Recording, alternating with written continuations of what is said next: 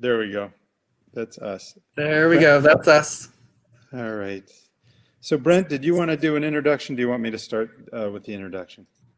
Well, I was going to introduce you, and I figured you were going to introduce me. We probably should have discussed this yesterday, but go ahead, Brent.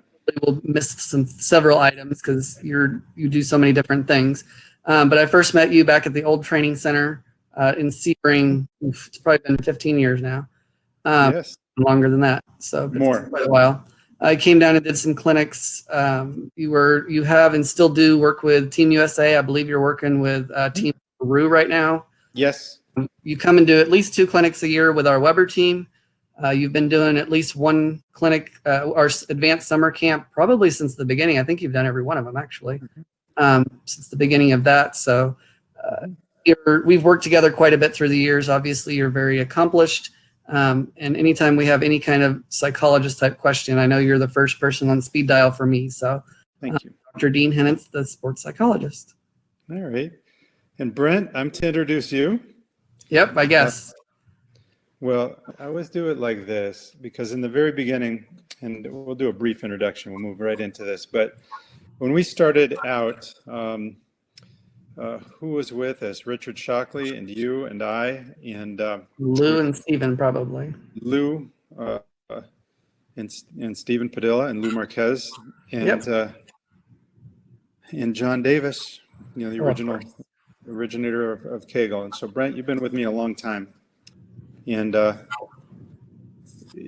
thing I talked to my class about this morning is that leadership looks like a lot of things. It's not always the person who is has a trumpet or baton in their hand or anything like that. And it's somebody who gets things to move where people follow. And my introduction to you today is we're not doing this today if not you.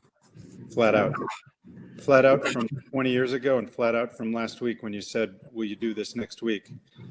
And I'd never even seen a webinar. I have since then. Yes, you've seen a couple. But one of the things that we talk about and we'll talk about today is different action steps.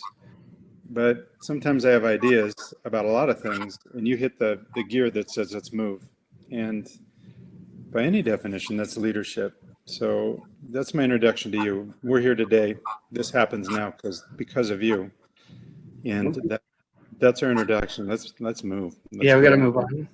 All right. Okay. The outline for today for what he's going to cover, if you guys remember when you signed up, I'll just go over it real quickly and then let him get to the talking. Classic responses to change, uncertainty, and pressure. How to respond to high intensity experiences like a master, and then what can you do at home? So those are the things that by the time you're done with this, we will have covered all. Well, he will have covered all those things, and then we will wrap it up. So some housekeeping things. I know some of the first questions that are always asked are, will they be able to see this later on? You're going to be able to see it in a couple of different ways. It'll send out an email link after 24 hours. Actually, I think I have it set for 16 hours, but either way, it'll email you a link. We were going to also download it. We'll put it on YouTube.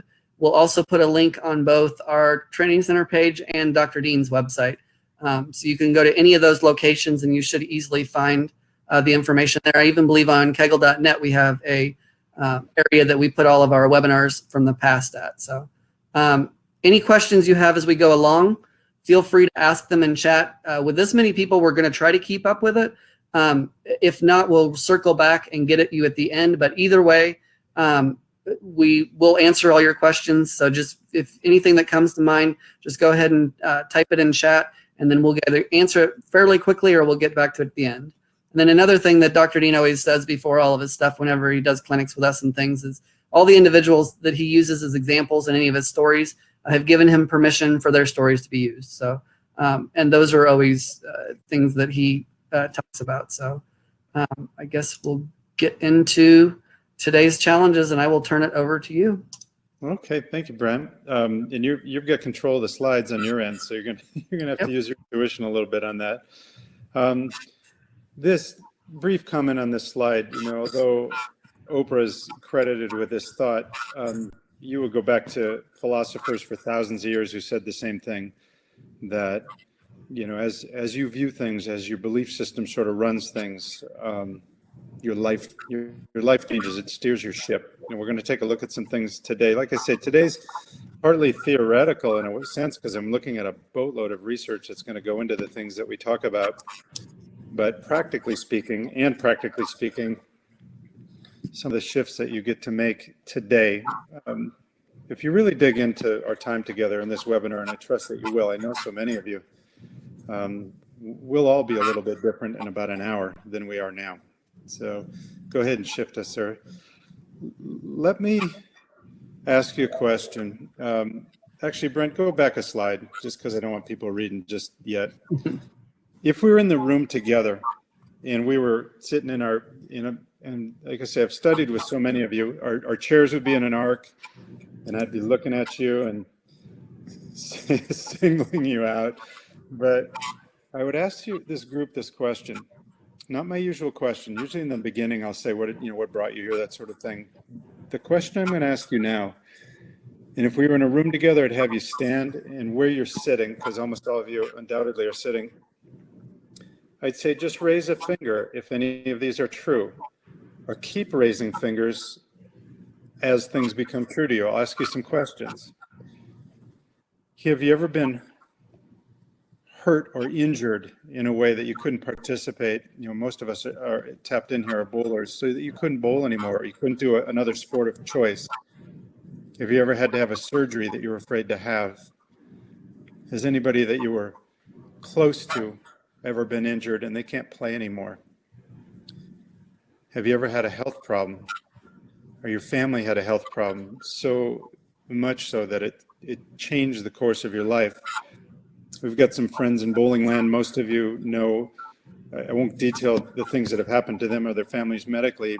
My friends Chris and Linda Barnes, Amanda Vermilia, some of you may be tapped in here. Medical issues that have changed what you did, what your family did, what you did with your kids. And these are very public, so again, I'm not sort of doing anything overly intrusive. If you have ever broken up in a relationship with somebody and you really loved that person, if that's ever happened to you, if you ever got left, if you've ever been betrayed, if you've ever betrayed anybody, if your life circumstances have ever changed so dramatically in a second, and I guess the timeliness of our talk today is everybody's did, the channel changed. But in other ways, if you lost a job, if you lost somebody you didn't expect to lose, if the timing was wrong, all of that, I could go on and on. But by the time I'm done with this list, most of you watching, almost everybody probably has a finger up, maybe many of them. And the thing is that we sort of participate in life like life's a house shot. Like normal is everything's okay. The sun's sort of out and we get to go to bowling league and we get to do all the stuff that we're normally going to get to do. And we think that that's normal. But if you looked around, if we were in the same room with each other and you saw how many people were holding fingers up who had ever lost a relationship, been divorced, had a miscarriage, all those things. If you looked around the room, most of us, if not all of us, would have a finger up, even some of the younger people in the room. And so normal, we talk about excelling in a time of change, but normal is a time of change. And normal is stuff happens. And if we're talking about, the title of our talk is excelling during these times, the fact of the matter is we have to, because all of us are having these times. And the timeliness of this is we all had, what brings us together today really is, in addition to all the things that I listed, we're all having the same thing at the same time. The tail of Godzilla just swept across all of our countries and states and communities and bowling centers at the same time. And so we get to meet together today. We're in the same room in a way. And all of us have a finger up for this event. But there's two, I don't say and, there's two ways we're going to look at this. The purpose of today in a lot of ways, as I said, I don't intend for you to be the same in an hour. I don't intend for you to be the same at the end of the week. And we've studied together, so here we go. Brent, let's go ahead and change to our next slide. When we do sports of any kind, and athletes in every sport will tell you this, and it's become cliche, and it's probably the first thing we should learn, the last thing we ever learn. focus on the process, not the result. What's the process? What's my pre-shot, my setup, my delivery, all that. And every sport has some version of what's the process, not the result. And as many of you have heard me say many times, whatever works in our sport, whatever works in bowling, whatever works in whatever sport you're in, who are tuning in, it must work everywhere, or it's not true. And the first part of this we looked at, which is things happen. The bumper sticker, S happens, everyone laughs about it until it happens to them. And this is binary, this splits, because you got two viewpoints and you got a choice right now. Your very first thing, whether it's a pandemic, whether you have to stay in your house, whether you have to shop online, whether you leave a 4-9 split, whatever it is, you either have this is a problem, and that's your whole orientation. And it's a bit, I'm not jamming on anybody. It can be kind of a victim's orientation because it's disempowered. I got a problem. And the other view of this is that this is a circumstance. And anything could be looked at this way. Some of my students heard me talk about this morning, actually. If we look at something that you don't even think about it, you're walking around all day in gravity, and none of you listening went through your day-to-day and said, oh, this gravity thing, that's a problem. What I was hoping to do is teach my kid how to ride their bike, but gravity. So now what do we do? If they fall, there's going to be all kinds of skin knees. And also everybody who I've been with before, this is familiar, my coffee cup. Well, every now and then I don't get this top screwed on tight or something, and I'm a little tipsy with the thing. And guess what my problem is? Gravity. All of a sudden I got coffee in my pants or, something like that. No, it's like I have a circumstance and you have a circumstance, and it's called gravity. And if you're taking a long walk and you want some exercise, you're going to go, this was awesome. We had gravity, so we used our muscles. If you're a little tired at the end, you're going to go, well, this wasn't awesome. We got a problem. Gravity. And if you change this, talk about any shot you leave on the lanes, and we'll look at this pandemic situation, the orientation of the world is we got a problem. And the truth is we got some things to solve here. There's some vaccines to find, and we've got to adjust to something that appears to be super contagious in the whole shot. But it's not, a problem is something that happened like at 11 a.m. A problem isn't something that we live in as pervasive as gravity, and this is gravity, it's a circumstance. And when you start with that, like I'm in a circumstance, now what? And, Pat, you'll smile when I say we go all the way back to that's what, so what, now what? That is what we're in. And so many people, and I got to just really reorient you. I scroll through Facebook and I see all this and everybody's going, I can't wait till things get back to normal. As if we're in some sort of holding tank right now and normal's coming. It's like, no, we're not in a holding tank. We're in the thing that's happening. It's a circumstance. It's gravity. Is it good? Is it bad? I don't know. If you throw a great shot, pack the pocket, you go elbow deep, blow the pins back, and you leave a 10 pin, some people go, now I got a problem. It's like, no, now you have a circumstance. For some people, and this is that whole thing about how we look at it, for some of you, like, oh my God, I got to shoot a 10 pin. For some of you, you go, this is awesome. There's only one nut to knock down, and I can do it, and I have a plan. And we'll talk about it later, which is how wholeheartedly do you go with your plan. But every single thing, you either go, stuff isn't supposed to happen, or stuff is happening.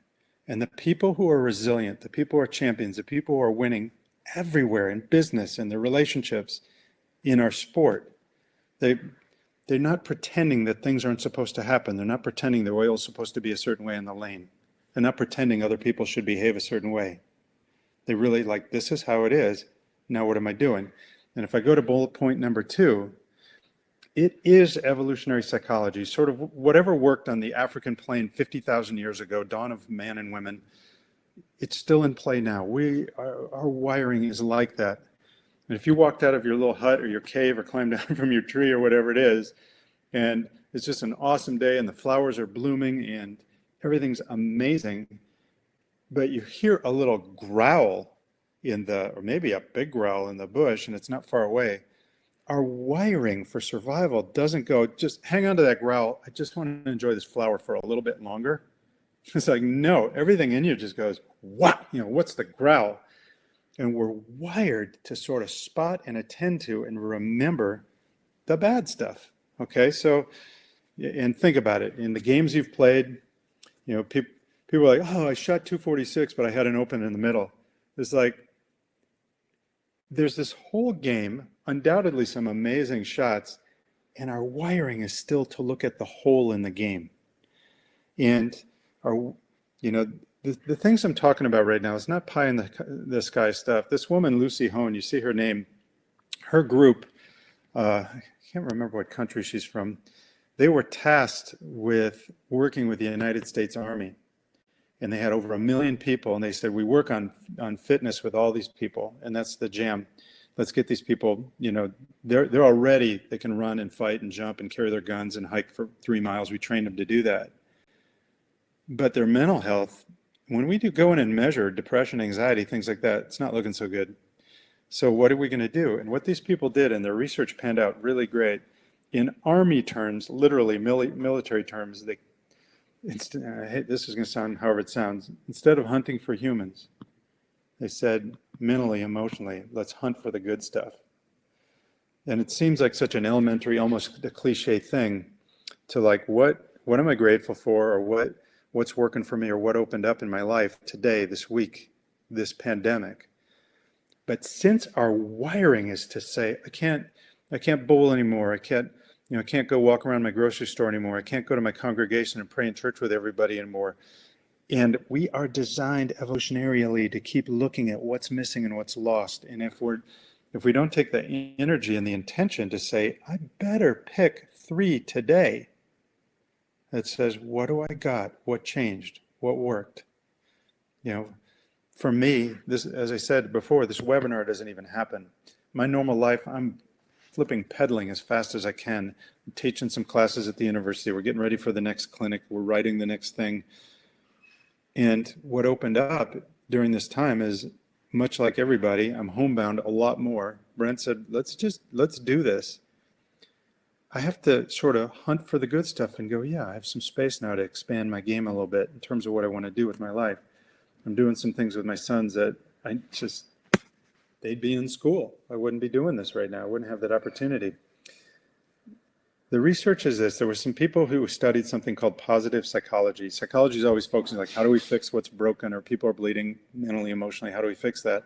And positive psychology said, what if we start and we look at how humans are, and we have a psychology that says, let's go beyond getting them back to level. Let's go beyond alleviating depression or alleviating stress.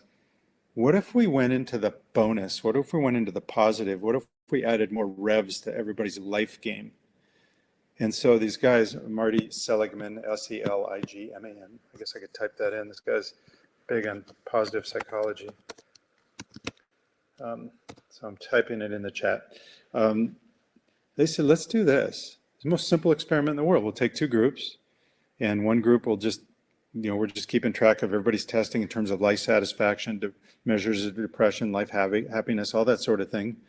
And one group will just let them do life. We measured them up front. And another group, we're going to do this hunt for the good stuff plan. And all they have to do is 3 times a day. They have to find some opening, some possibility, some growth of character, something. And they just have to think it. It takes no time at all. The whole exercise could take less than a minute a day. In 6 months, when they looked at the good stuff hunters versus the control group, the people that had the discipline to have a gratitude moment, or an awareness moment, or an awake moment of, yeah, I'm doing that now, or this is something that came out of this. At this time, there's so much possibility of what's open to you, and in every realm of life. Well, at the end, I'll go through 8 different places you could look, including your sports and bowling. But the people who did the 3, their measures of life satisfaction, their measures of depression, their measures of overall life happiness, this is the simplest exercise in the world. You didn't even have to do a push-up. Their measures were so significantly different than the control group, it was almost bizarre that anyone wouldn't do this. It's an action plan for now. And at the end of our talk today, I'll give you some points of focus for this, so we can steer you a little bit. No, go back, Brent. We're not done. We got one more piece. And this is going to serve you in your game. It's going to serve you in the first frame, the 10th frame. It's going to serve you in your relationship. And right now, there's thoughts we have, there's worries we have. Many of us, any of you who are in the market, or had invested your savings or have retirement accounts, there's been a hatchet to this thing. An axe has been taken to the tree of your savings, the whole shot. Not to be depressing. They're coming back. I believe that. But our thoughts tend to be repetitive. They can be intrusive. They can be, they can affect us a lot. Of course, our thoughts affect us. Every single behavior that we do, every single thought we do, your thoughts are behaviors, your emotions are behaviors, your actions for sure are behaviors. And if you're one gold standard for how you're getting through things, and the way you're eating, the way you're moving, the way you're practicing, the way you're contacting people, the way you look at somebody, if you ask question number 3 at the bottom, is what I'm doing right now or what I'm about to do going to help me or harm me? Of all the people who are going to write in later and say which one of these helped them, it's super possible, there's enough evidence for this, that number 3 here is going to be the thing they write in about. Because some of you have had tremendous losses at this time, statistically, mathematically, I've had friends who've gotten this thing, and you have too, and you have things to focus on, your finances, and sometimes you've got issues to solve, it's true. But to ask yourself, is my perseverative thinking, is the thought I'm having helping or hurting me? Is that the next bag of potato chips going to help or hurt me? Is me doing a home drill right now, even if I just did 2 minutes where I had a ball in my hand, I'm going to toss it into my couch. My friend Terry from the Virgin Islands had sent me a video of her doing her drills at home. She couldn't be in a bowling center for weeks or months because of the storms that had happened there. Is this next 1 minute of stretching going to help or hurt me? This next 1 minute of looking my hand position on the ball going to help or hurt me? The act of taking sort of account of that and stock of that and literally asking the question it will change your day now. And the people who win, the people who have world-class championship thinking in all things, in some version or another, they ask this intuitively. But listen, people ask me all the time, are champions born or made? And I could ask you the same question. I would if we were in the room together. Are resilient people born or made? Are people who crush it, like in the good way, during times like this, are they born or made? And the answer is, for starters, champions are born. You start out going, I'm thriving, I'm striving, I'll fall down, I'll get up, I'm figuring out flipping doorknobs, refrigerators, I'll figure out how to throw my food on the wall. I don't care what anyone says. We go for it, and then we unlearn it somehow. In resilience, you are hardwired for it. There's not a question in the world. All of you would be sitting on the ground in a diaper looking around for people to bring you food if that wasn't true. That is your wiring, that's your training, it's your neurobiology. And then we get kicked around by life, and we look on the internet and we see on Facebook that everyone else's life is great but ours, and it's supposed to be all good and all of that. And what is different about these resilient people? And you got to believe me, whether or not you've seen yourself as resilient, you certainly were a long time ago, and you probably are now. But all of this, these 3 things on this slide, if you want 3 keys to resilience that are research-based, one is if you're going on a long bike ride, plan on having your muscles tired, plan on there being some rough pavement, plan on uphill, plan on wind on your face, plan on all of that. And that's part of the ride. And once you know it, oddly enough, the ride's not so hard. You don't make up it's a problem. You make up that it's the ride. And once you get it, I run this thing. I control where my attention goes. I have some choice about what I think, what I plan, what I do. And once you get this other piece, I'm about to do something. I'm about to say something. I'm about to think something. Does it help me or does it harm me? People who are resilient, world-class champions, flipping of everything. This is what they do. You could train it. You got it right now. It could change today, flat out. So there you go. Brent, next slide. All right. And then, Brent, the other thing is I'm not reading the chats. And so if a question comes up, I'm sticking around. I don't have anything planned right after this. So if people have questions, have at it. But if something comes up that's topical right now and you feel like you want to interrupt me, Brent, fire away. Okay. Okay. This isn't I'll do news. Like I say, we changed channels. Life changed. And for those of you who are tapped in, who aren't bowlers, you just substitute, whether it's being in class with people, whether it's getting to do your sport, whether it's getting to see your boyfriend, your girlfriend live. I work with physicians who now the question is, do I go home and see my family because I've been in the hospital all day, and do I get to see them? People keep saying, when's this going to be over? Well, I don't know, and you don't know. And I know it's going to be different. And all of this, and again, remember when we look at thought, hunting for the good, the first three, we intuitively look at what's lost because we're wired to do that. It's what's called a negatively reinforced pattern. The more I do this, the less I'm taken by surprise. And so we get reinforced by looking for the negative. The fourth one, which is for sure true, is you can do things now that you couldn't do before. Rarely do people sort of land there and just, it's almost embarrassing to say. There's a couple things I'm sort of liking about this thing. For all of you, it would undoubtedly be true. All four of these are true. Anytime you make a change, anytime you grow, anytime, loss is part of it. Even in the best of times, when this thing will clear, we're going to be out running around again. But if you're going to grow, you're going to change, you're going to change your game. You're saying goodbye to something. Those are the house rules. That's how it is. All right, next slide, Brent. All right. There are actually three elements of anxiety reduction. So for these of you that have been having a hard time, and those of you who have a hard time when the lights come on and you're competing, or those of you who are having a hard time when you have a job interview, any of it. It's interesting. Years ago, anybody here who's old enough to remember the original movie Alien? Alien. They asked a bunch of mental health professionals, I'm told, people like me, and they said, well, we don't want to spend a lot of money, but how can we really scare people and get them uneasy and have them squirming in their seats like the whole time? And the psychologists who consulted with them, this is my understanding, they said, hey, it's kind of easy. We know how brains work. Just have a monster that people can't conceptualize, have it keep changing form and have it so they can't quite get their hand around it and they don't quite know where it's going to show up, and it's unpredictable when it's going to make its presence known and comes from different directions. And oddly enough, they said when people don't have a sense of prediction and control, they lose their sense of personal empowerment and they're lost. And prediction and control, they found out, there's plenty of research backing this up too, are two of the three essential elements of anxiety reduction. And here we are again. Now we have an alien. This COVID-19 thing, it's the alien. It changes form.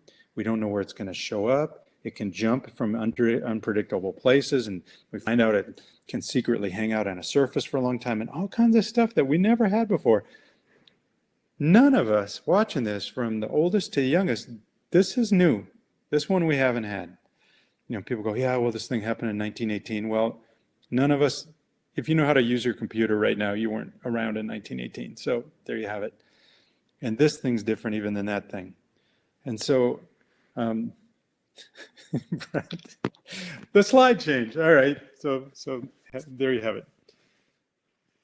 If you want, Brent, so the solution, if prediction and control are anxiety reducers, we go, it's the big thing and popular thing in sports psychology right now. Well, decide what you control and control the things you can and let the things you can't go. And there's nothing to be anxious about, because, if I control some things, I don't have to be anxious about that. And if I don't, I can just let them go. But if we dial it in more directly, if I go, what do you control? This, I think, is it. Like if something else comes to you, chat me later or email me or whatever. But you get to control what your plans are. What are my intentions? What am I going to do? What do I intend to do? in one sense, in a more formalized way, that's like goal setting. And, and it can also be as close to your vest as, am I going to take a walk today? Am I going to stretch today? Am I going to do home drills? You can go on the Kegel site here. There's tons of stuff about home things you can do. You can find drills, mental game drills. I'll share in my next webinar more home things you can do. But for starters, you go, I control what I plan. I control my intentions. It's the same thing on a single shot. We know this. Those of us that have worked together, it's your first step in your shot cycle. What am I doing? And am I all in or not? Am I playing, second arrow? Am I moving into fourth arrow? Am I coming up the back of the ball? Am I going to put something on it? What's my plan? My vision of what can happen. Oops, turn my phone off. Sorry about that. So you control what you visualize. You control what you plan. And then once we go to our action step, you control what you do, and then that's flipping it. But at the end of our talk today, I'm going to give you the 8 areas that I'm going to tell you, here's where you get to vision, here's where you get to plan. If we were working on the lanes, we were down at the Pan Am Games last summer when we could hang out and do that sort of thing. I'll do a little shout out to Team Peru here. I see they're dialed in. We would do this on shots. How are you going to line up? Where are you going to play? And then your only question then is, am I all in or not?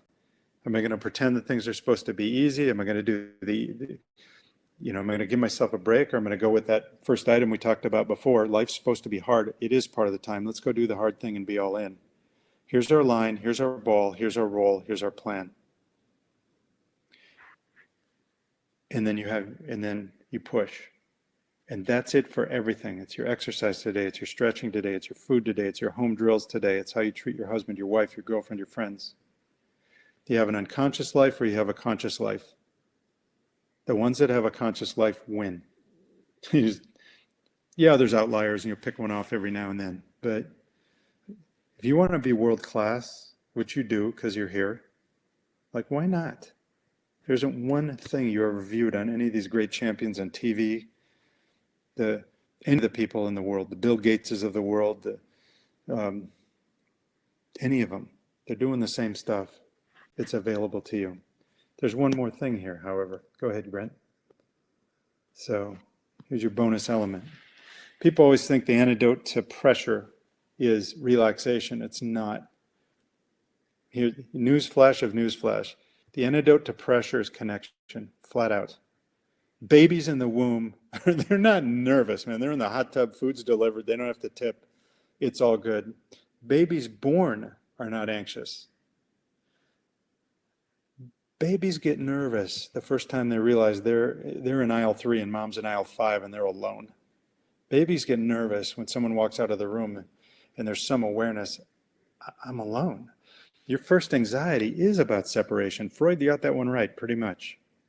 You learn about how to get anxiety about other things later, but the first one is disconnection. And so if you want to cure anxiety about anything, you get to connect in one of 3 places. If you're throwing a shot, if you're doing an athletic activity, those of you who've ever experienced flow, if you've ever done that thing that we talked about, the autograph shot, where it's just really authentically you, that's connection with your true self, with your soul, if you have that language, with your authentic self, with your real self. When you connect in here, when I was a gymnast, when I was younger, some of you, I've shared that with some of you. When I focused on the judges and evaluation and what it meant for my score and what people were going to think, I just tightened up and I choked, and my performances, even if I got okay score, I didn't even like me. But the times I dialed in and I just thought, what do I got here? And how far can I stretch? And I can just bring it to mind right now, just like you can bring your best performances to mind. When was I connected? And when I was connected, there's no room for anxiety. It's like when you light a candle, there's no room for dark in the room. When you turn on you light a fire, there's no room for cold around the fire. You're the fire. When you feel yourself, anxiety goes away. Interpersonal, that's us right now. We're in the same room together. We're here, we're not by ourselves. It's kind of odd. I never would have dreamed this as a kid. I'm in a room with you. and I'm with you. We're together, but more immediately physically in touch with your senses, you get to be in spaces with each other. And how many teams I've worked with internationally, our Team USA, Team Peru, the collegiate teams I get to work with, the best teams, man, those players are looking at each other, they make eye contact, they give each other a nod, and that warmth of like, you're with me right now. And the way you can roll a ball feeling safe in somebody else's arms is the way a baby can try to do anything feeling safe, like if I fall, I'm caught. An interpersonal connection in team play. It's why the teams I work with have us work as a team. People are like, it's an individual sport. Why would we even have to have a team? You're just good or you're not. It's like, no. Am I better with you or not? That's the team question. One of the, I was thinking about all the coaches who've asked this very same thing. I was driving with Gordon Vatican one time, many of you know him. And he said to me, one of the best things I heard a coach ever say, he said, I want you to work with us and me in a way so that when I'm present, my team plays better. Because I'm there, my team plays better. I can't think of many more things a coach could wish for, because in many cases, the opposite happens. People feel judgment or fear. And I want people to play better where I am in my life everywhere. I want my son to play better when I'm watching him. I want my friends to play better because they know I'm on the other end of that in all things. And the last one of these is called transpersonal. And that is, so we got intra, we got inter. And for those of you who have a spiritual bent, who go, I'm part of something bigger than me. For those of you who have, for some people, there's a sense of tapping into God or Christ or Buddha or whatever your thing is. But transpersonal means I'm part of something more than me. I couldn't possibly be alone. And whatever prayer element they have, whatever form that looks like for you, to connect into something, go, this isn't even about me. Like, I'm part of something bigger. For many people, that sense of connection they had with their form of whatever God means to them is immensely comforting. To control the things you control and to connect where you can connect. That's the recipe. Those are the ingredients. How many players I've worked with who, especially those who've had young kids, who just go, this one's for my son, this one's for my daughter. Sometimes this one's for my dad, whatever it is. You tap in wherever it is. You got to connect somewhere or you won't be great. Those are another house rule. All right, so next slide, Brent. All right, so we talked about this before. Nobody's excused from this thing. We're in this thing. It's a circumstance, it's not a problem. And briefly, if you want to self-diagnose, if you're having a harder time, and when everything changed so quick, most of us had at least one or all three of these. This is your self-diagnosis. How much do I need to put into action the things we're doing today? I get to choose my thoughts. Like a relevant, I want to say revelation for people. Like, I get to choose these things. This is not helpful to me to keep going around and around. It doesn't serve you. If you're shutting down, like there's just no room, I can't hear anything else. It's like, okay, we got to jump on some things here. And if you have that zip, that amp that you can't unhook from, that's your symptomatology for giving up some of the elements of control that you do have and being disconnected. Probably, I might even have had this slide before the other ones, but you can back this up, self-diagnose and go, yeah, that's me. If it's not you, awesome. You're in flow. This is still me sometimes, by the way. All right. So I know I'm moving fast, and somebody said to me, dude, you can slow down a little bit, but we just have this little bit of time. If I did a whiteboard, and a couple of us have done this together, so hang with me. Brent, do I want to draw this on a board or not? That's up to you. If you think it'll get the point across better, you can. Oh, look, there's a thing. It says I can turn my whiteboard on. All right, so I've got a whiteboard. Oh, this is cool. So can everybody see what I'm doing right now? I'm drawing a rat. And there's this little tail up there, and he'll have 4 rat legs. And And he's got, that's his ears right here, and his little rat face, and his little rat nose right there. That's a rat, okay? So if we take this and we say, let's hope we're smarter than this thing, but let's see. A friend of mine, Ray Blanchard, gave me this piece to work with. Said, we're going to do this. We're going to take this rat, we're going to put it in a cage, and we're going to starve it so it can't eat at all. And I guess rats like cheese, and I guess they like peanut butter, and I guess they like little plastic bits around wires or something, because they sure eat those. But we're going to starve this rat, and we're going to create a bunch of tubes here. All right.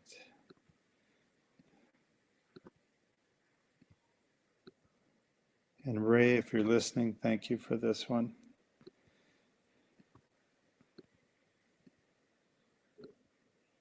All right. So what we do, we've got this rat, and we're going to sneak. This rat doesn't know it. We're going to hide this cheese down here. So I'll put a little Swiss cheese. It's got holes in it. And we've got little peanut butter on top, and we got all of that. And we got the cheese hidden. And we have these tubes. We'll give them a name. Oops. Tube 1, tube 3, tube 4. And Brent, everyone can see this, is that right? Okay. So now we're going to cut a hole in this cage here. We're going to open a door. We're going to let the rat out. This rat predictably is going to head out, and he's hungry now. So he's going to run around, and he's going to zip all around. He's like, yeah, I'm so hungry, and I can smell cheese and peanut butter and stuff. And he's going to run down tube 1. He's going to run down tube 2. And what's going to happen is he's going to go down here, and he's going to wham, he's going to hit the cheese. There's the cheese and peanut butter and plastic bits. And we have like the happiest rat. He's eating, and he's like, I love this. This is my new house shot.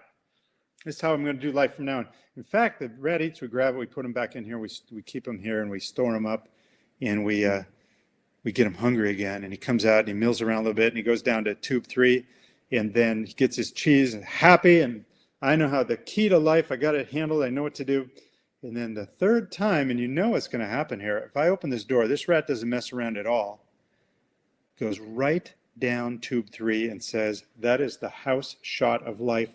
That's normal. And a human would say, this is how life is supposed to be. I go to work, I get paid, I get a raise, all the things of life. I know where the cheese is. Here's my payoffs in life. I do this, I get to go to school, I get to go to league on Wednesday night. Here's where the shot is, here's where the strike line is. Here's what, the whole shot, okay? Pun and not pun. Here's the difference between a rat and a human.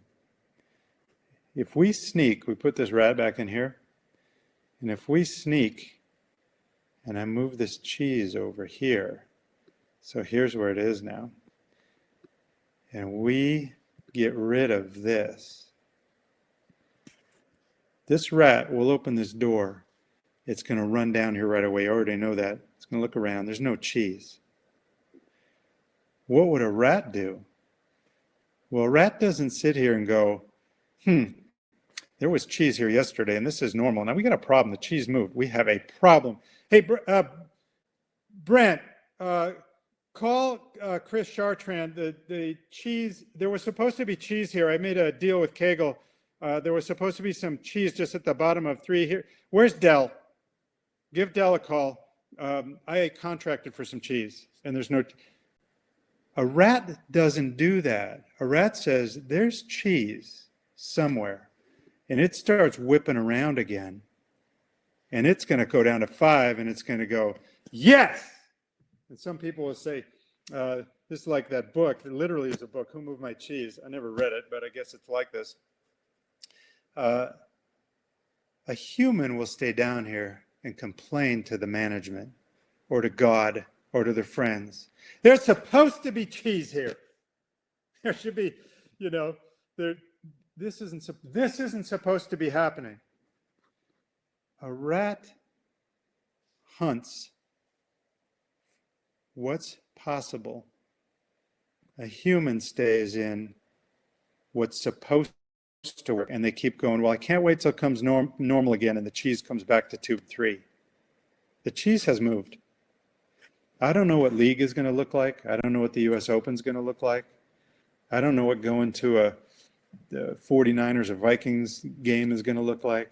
I don't know anything, but I do know the cheese has moved. And if I'm going to get through this change effectively, if I'm going to be resilient, if I'm going to have world-class thinking, I'm going to have to look around and go, here's where my payoff is. Because if I sit here, like I see sometimes on the internet and Facebook, like I can't wait till things get back to normal. That's sitting down here and going, I can't wait till someone returns the cheese to where I am right now. The cheese has flipping moved. It's moved. But some of you and some of us are going to hunt for it, and we're going to find it. And our relationships are going to be better, and we're going to come out of this better athletes. And we're going to be doing things, and we're going to invent things we didn't even know we had in us.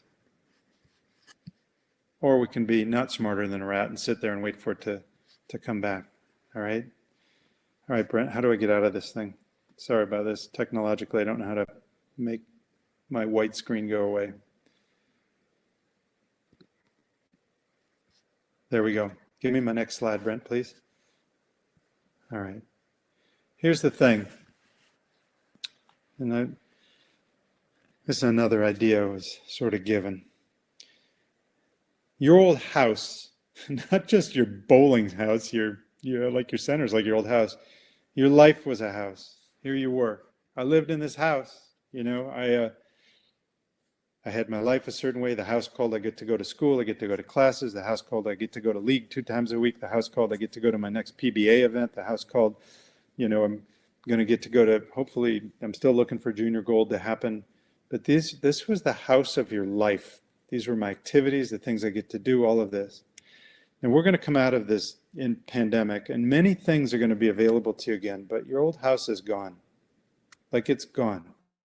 The cheese has moved, as I said. And the question, just like almost everybody here has moved. You moved. You know, Dell, you moved a month ago or whatever it was. Some of you have just moved.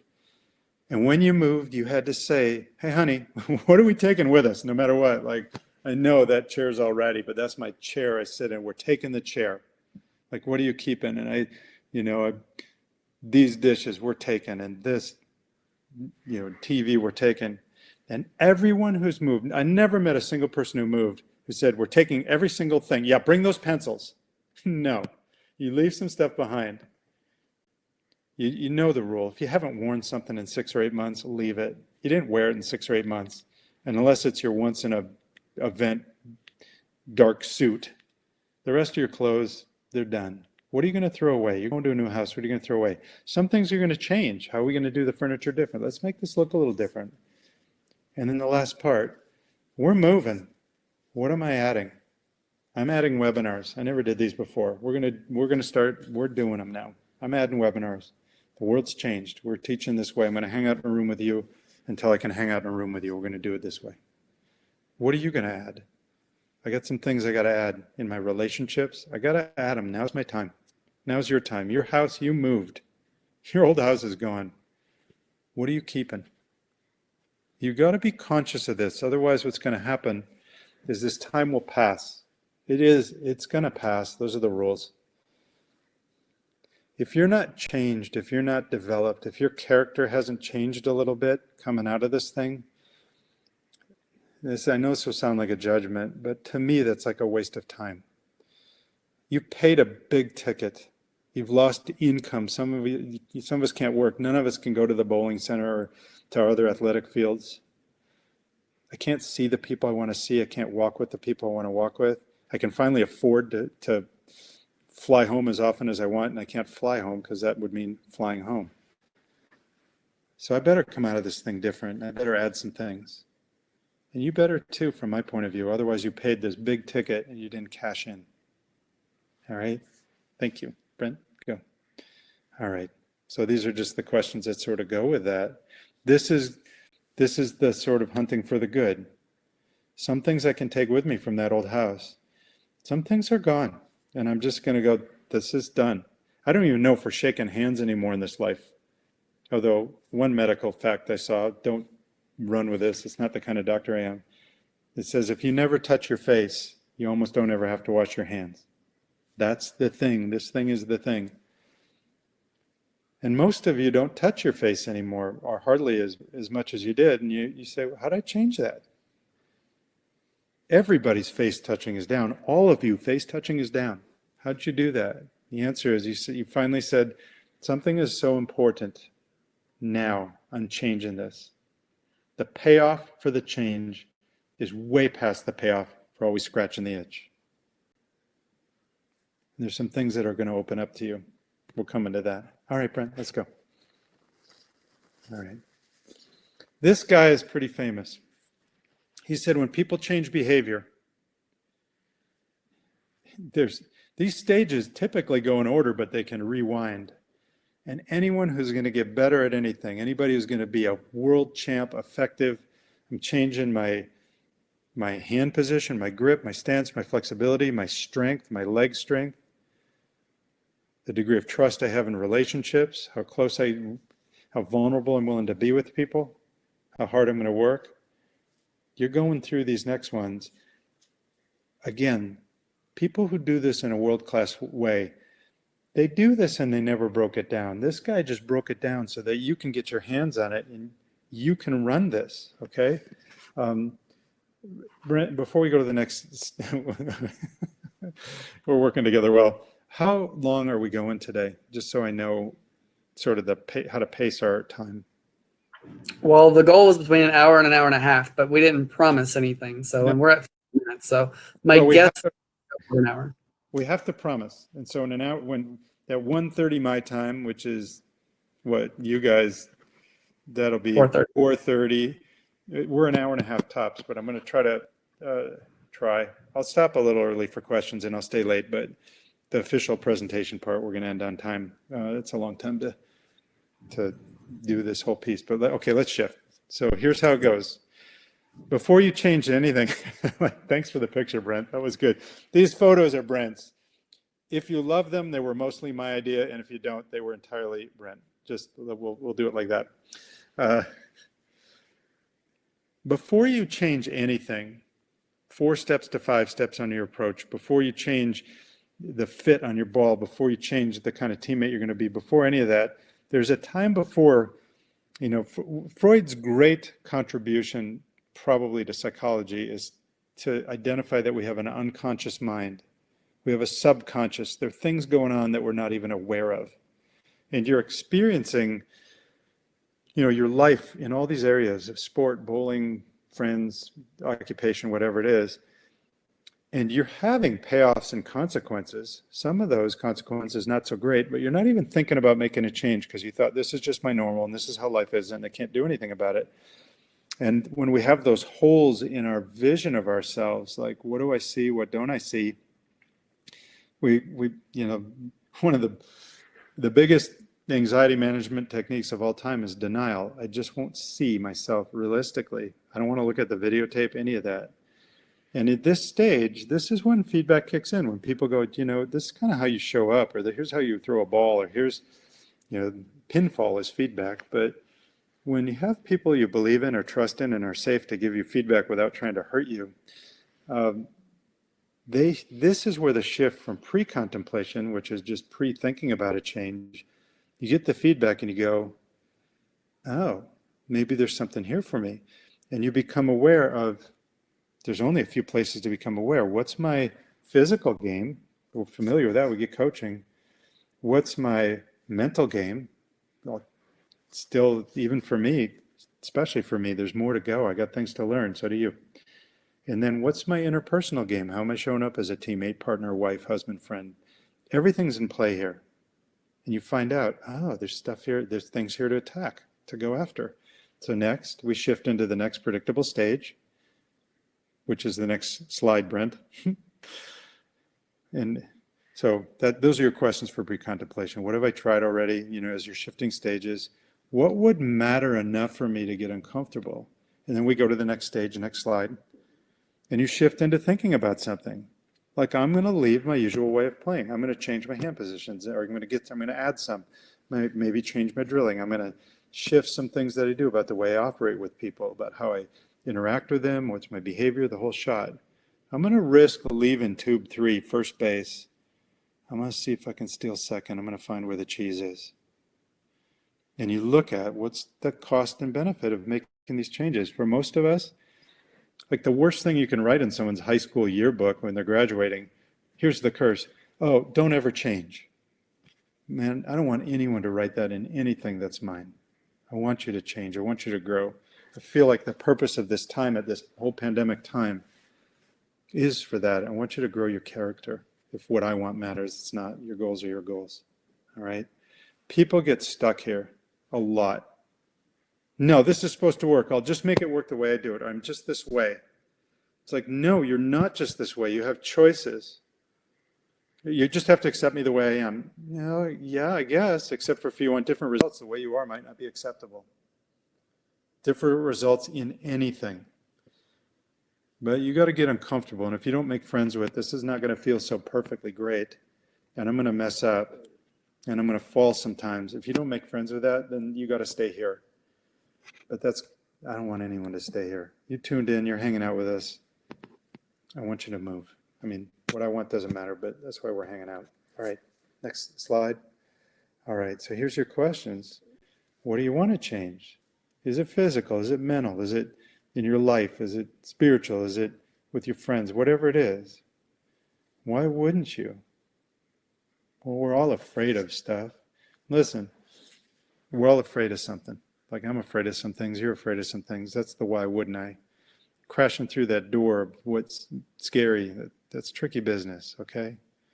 And then what do you start gathering? Like, what would I need if I was going to make the next step? And Brent, go ahead and move on. If you're going to be masterful, and I guess this is, I'll probably retain this talk. I designed this for you, for us hanging out. I've never done this whole thing. This was designed for us. And I think this is probably one of the first talks I should give in the master's course that we're going to do. It should be somewhere up there because you gotta do this. Here's your next piece. Brent, slide. If you're going someplace, fill your tool chest. Who's my coach going to be? What are my resources? Who do I trust to give feedback? What kind of shape am I going to have to be in? What am I taking with me to the new house? I'm leaving my old house. What are my tools? I don't want you to go anywhere not unprepared. If we're going on a trip, we're going to go in the boundary waters between Minnesota and Canada. We're going on a trip. What do we got to have? A lot of Minnesotans weighing in. I thought I'd throw that in there. You better have that. Otherwise, slipping and falling and starving is going to be more common. And for this time and for coping right now, it's the same question. What do I need? You got your circumstance that you're in. What do you need? What are my tools? Where do I need help? All right, Brent, next one. All right. Well, there you have it. I've been saying that. Get creative here. The more you got in your tool chest, the more options you have. All right, let's move, Brent. Okay. Just like in our clinics that many of us have done together, you got your plan, you got your intention, you got your decision, you made your commitment, and you got to launch. In launching half-heartedly, if that's a term, if you end up getting a result you like, it doesn't feel that great because you weren't all in and it feels a little bit too lucky. Man, just make your move. Take your big swing at the plate. People always talk about taking risks.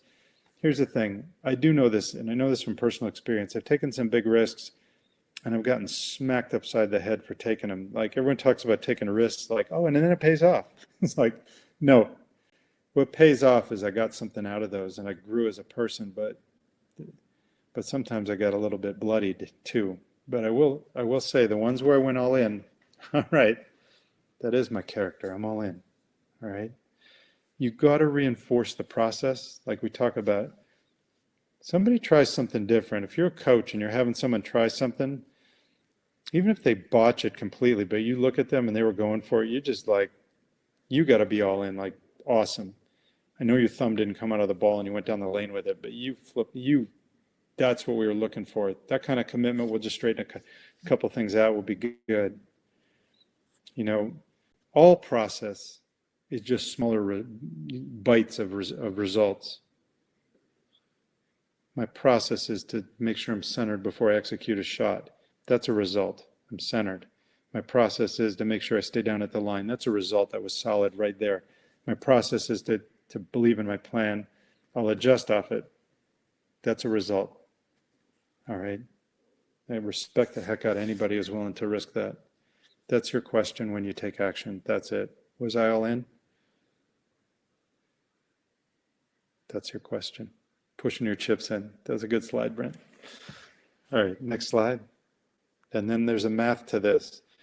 I never saw anybody go to the next place, move to the new house, so to speak, look for the cheese, and not crack their shins somewhere. And it's the math of it. You have to do enough of the new things and get paid off to just go, this is where I'm going. Because if you don't stay with it and you don't get reinforced enough, human behavior, the science of behavior change says, if I don't get paid off enough, I'm going back where I was. I'll see if the cheese comes back. Falling and failing, it's inevitable, like we say here. But the payoff, at the very least, is the character development of saying, I flippin' went for that. If you get beat because you picked the wrong line, but you're all in, game is short, TV games go quick. And you can look at me and say, we played it the way we said, it just wasn't the right plan. Oh, that's very livable. You know?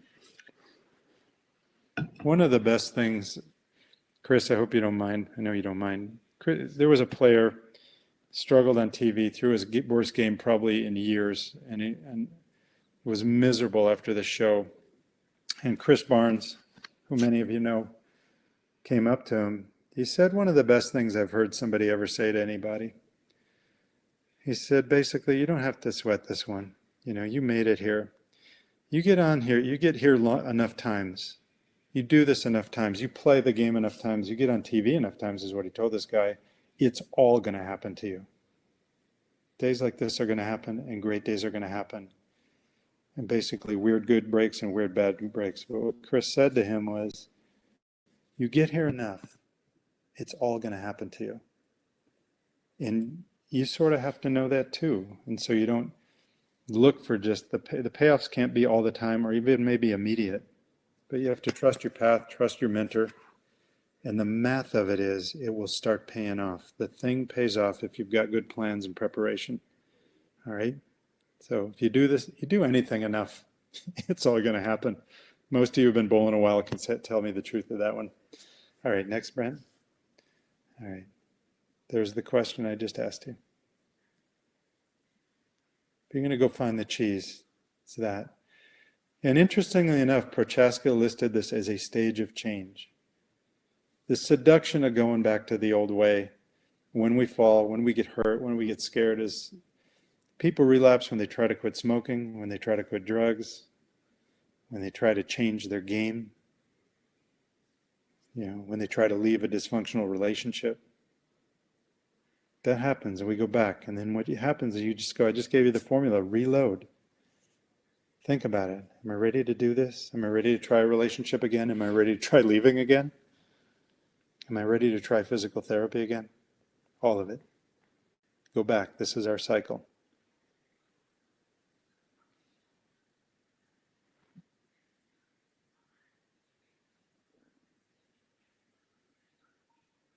All right. Thanks, Brent. Let's go to the next. All right, keep going. That's what's coming. All right. There's a formula. These are the things you have to take care of, and a few more too.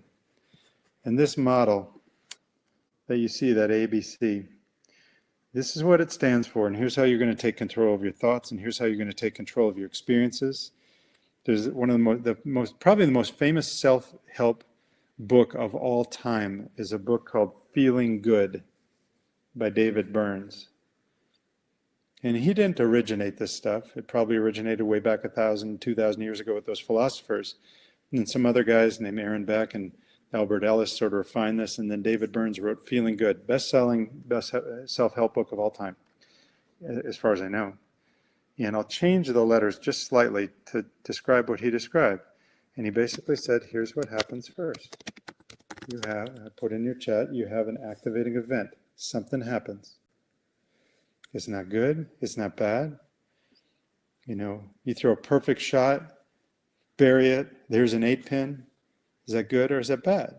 And some people, that's so bad. Great shot, perfect roll, and I was all in. I did the all in, Dr. D, and the whole thing was there. And an 8-pin.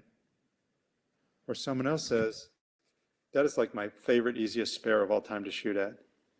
And how you look at it, the B is your belief. This was supposed to happen or this wasn't supposed to happen. It is happening.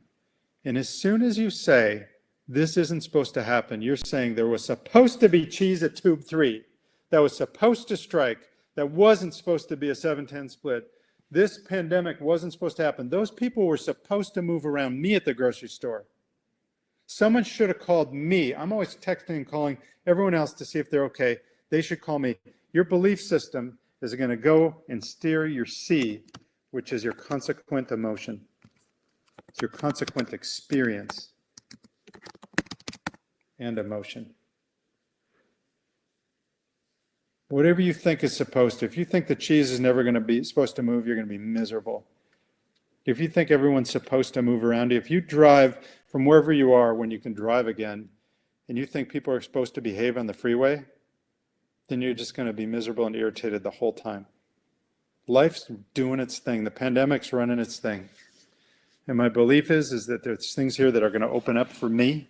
There's some things here that I've lost that I really miss, but it is how it is, and I better live this thing like you better, I think.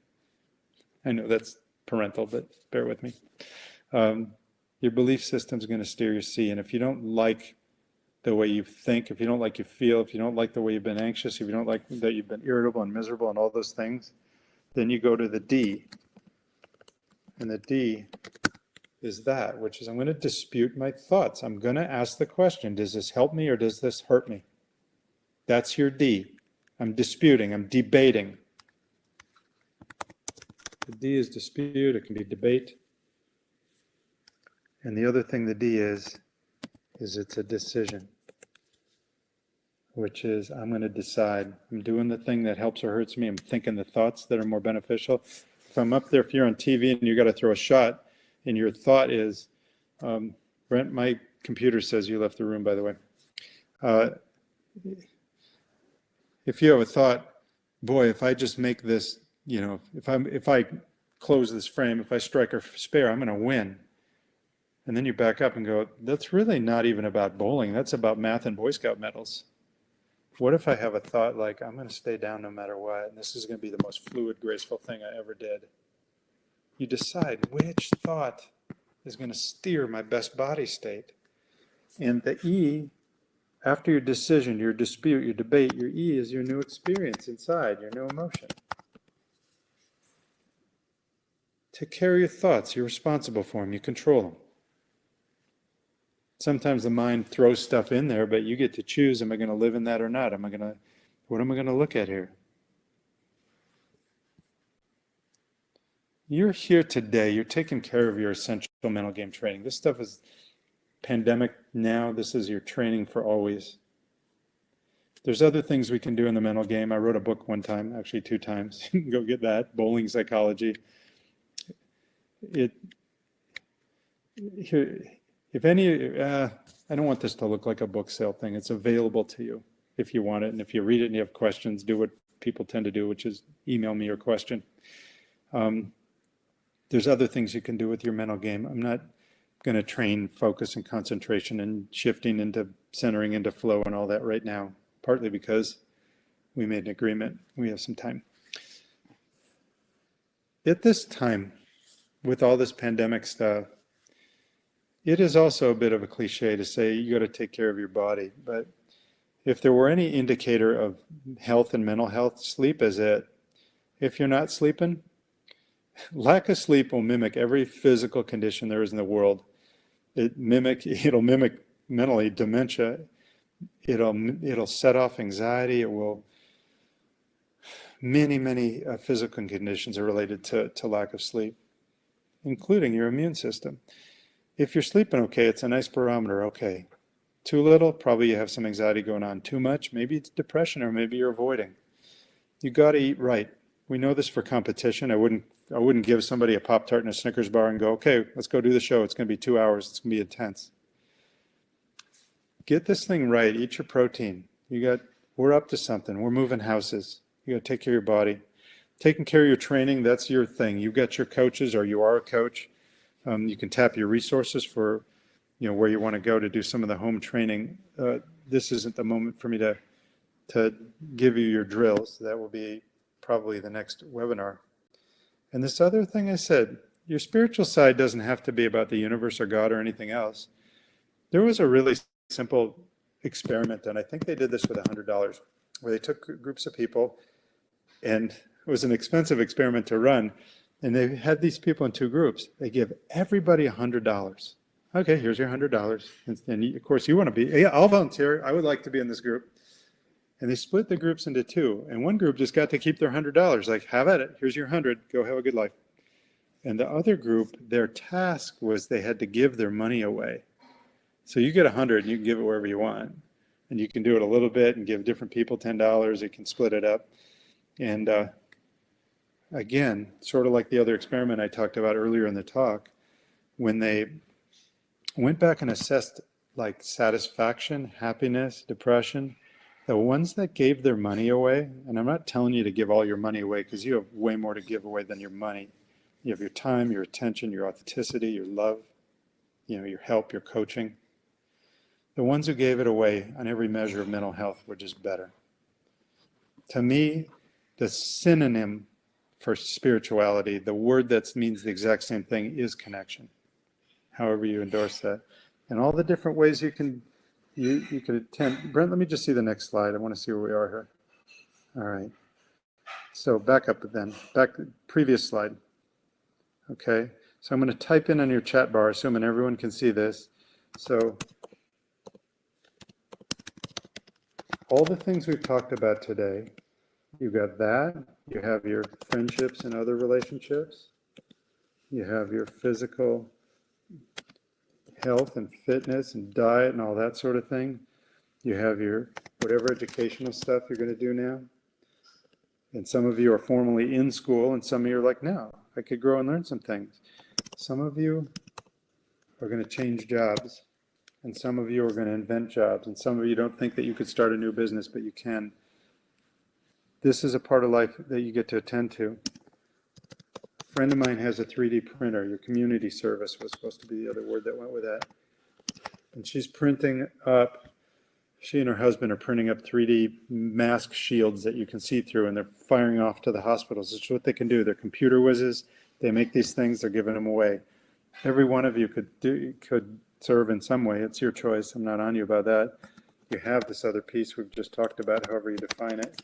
This part of your life you can take care of. So I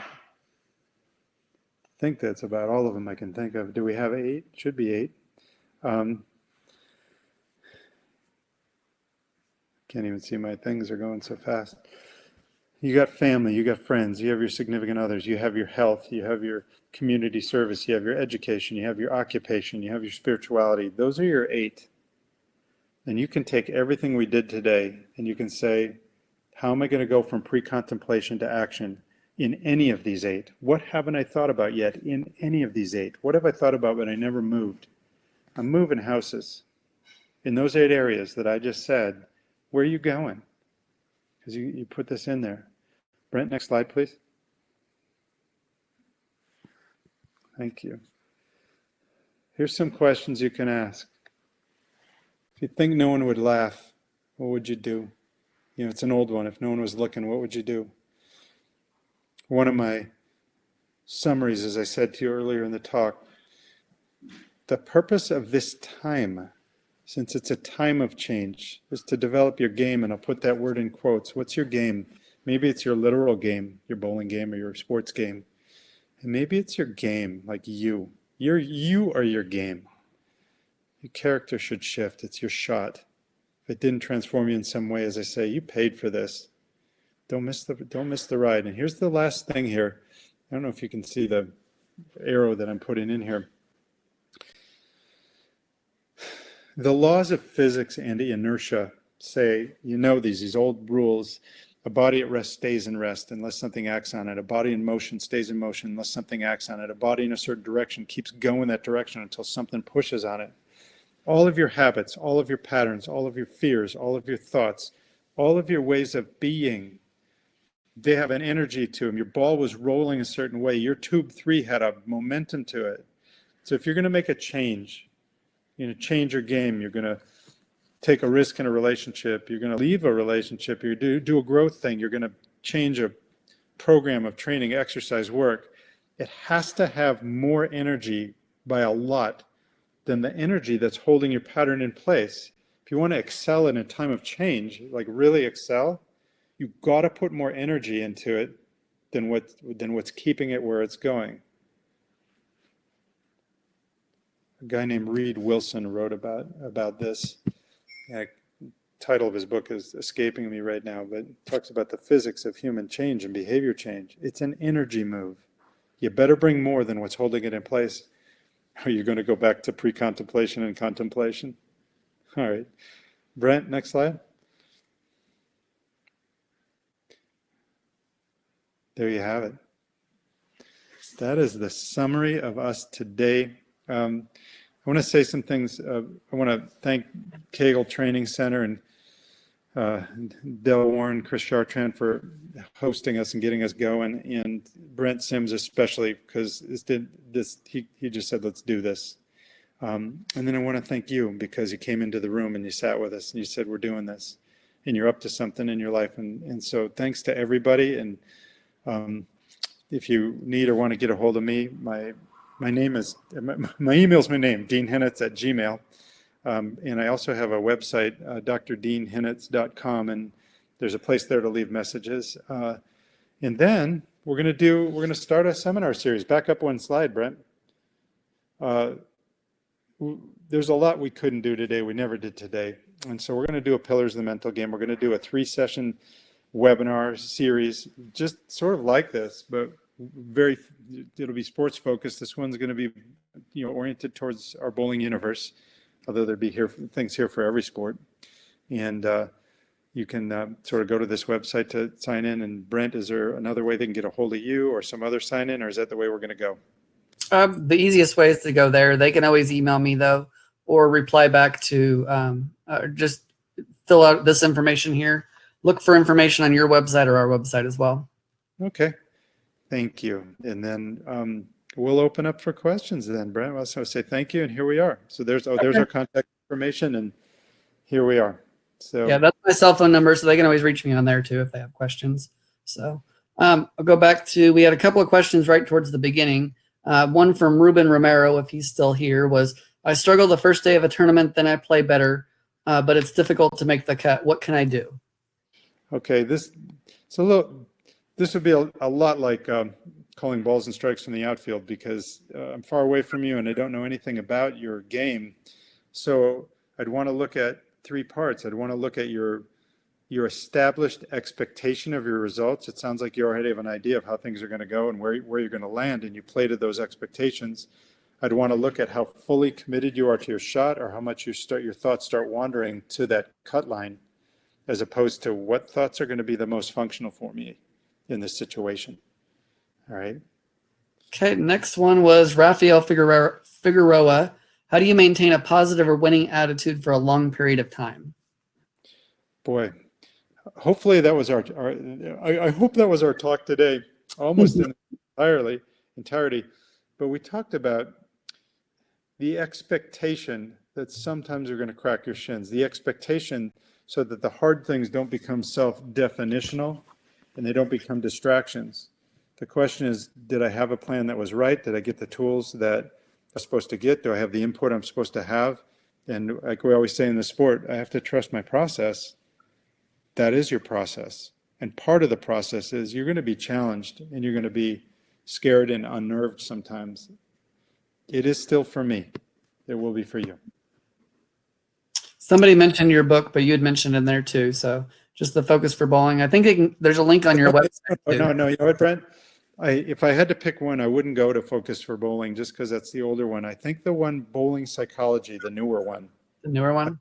Okay. I think it's more relevant for I think that's the one that's the link on your website. but they Okay. can go straight and find it. So, Rick's comment was the magic question of life: how can I help me or for somebody else? So I think that was more of a comment than a question. Every Um, every time I'm not sure I fully interpreted Rick's question right, and I want to recognize Rick Wiltsey as well, has been a powerful contributor to the development of all this work. Every time you do one of these things, it's like every time you add money to your wallet, you have more to tip. And you as a coach, every time you take these steps, live these steps, walk them, that is what you have to give to somebody else. It's hard to give away something you don't have, for sure. Yes. Another comment by Rob Corkish was, is bowling psychology as good as Focus for Bowling? But you had already commented on that a little bit. The thing I like about it, I say it's more current, and every chapter has an interview with somebody that you recognize who's on tour in the Hall of Fame who says, here's what I did with these concepts. And so it's a little more illustrative. I don't know if you get to say you prefer one kid over the other, but I think the newer book has more potential. I do. Joa Lopez question, I should have probably asked this back then, was a rat hunts for what is possible, but what does a human do? A human gets shut down and stays in what should be occurring as opposed to what is occurring. Humans live in shoulds. Rats live in what's the reality of the circumstance. Okay, go back through. Chat moved really fast. There's a lot of people thanking you. Thank you. Somebody also mentioned the Zen and the Art of Motorcycle Maintenance is a good book. Hey, Brent, there's a lot of comments that people have lost connection or that the feed stopped. Okay. They just need to refresh it on their side. It's Okay, live. yeah. I dipped out for a second because I lost connection too. So Yeah. hopefully we didn't shut anything down yet or anything. So Okay, good.